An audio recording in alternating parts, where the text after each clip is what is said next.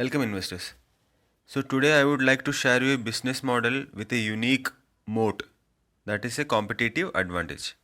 Moats were explained in my earlier session, session number 6.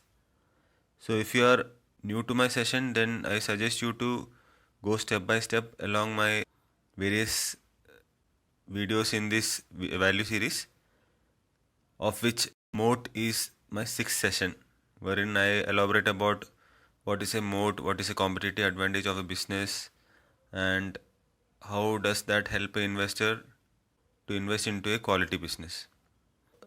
Presuming that you have seen that video, so we will directly get into the topic of scale economies shared. Economies of scale refer to the cost advantage experienced by a firm when it increases its level of output, that is, the sales. As we already discussed the concept of operating leverage in our earlier session, session number 8, so we have already noted that as we increase or scale the company's output, that is the sales, then the per unit fixed cost rate reduces, taking advantage of the operating leverage, thus making business more profitable. Even economies of scale results in fall in average variable cost as well due to operational efficiency improvement and synergies as a result of scale of production, thus increasing the profit figure of this company. So that's the economics part of it.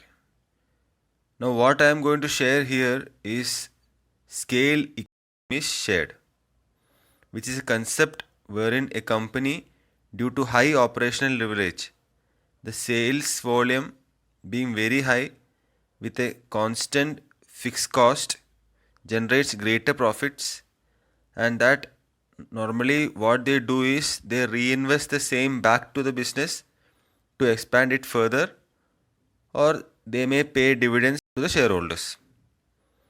But in scale economies shared, the company has a unique strategy by which they don't do either of the above with the excessive profit, but distributes the excess money to its customers itself by way of, say, reducing the cost of the product or simply discounting the product cost for them.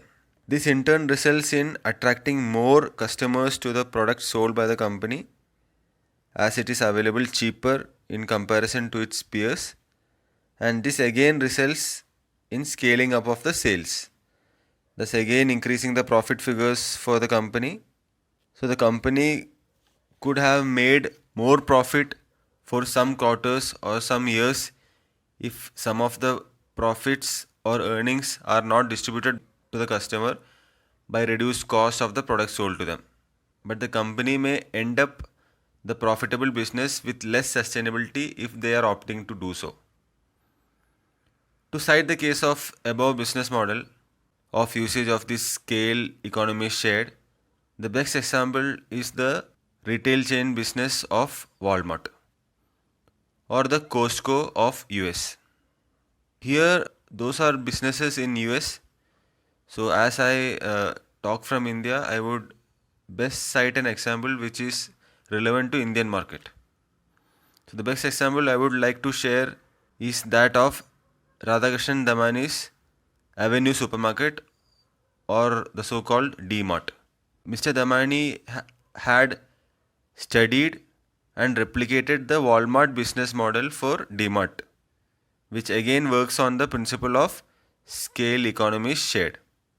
So already you know about scale economies shared from my above description. So that's why peers can't excel over the unbreakable business model of D-Mart in India. Such is the business we should analyze and invest into if valuations are attractive and can create value over a longer term. Happy investing.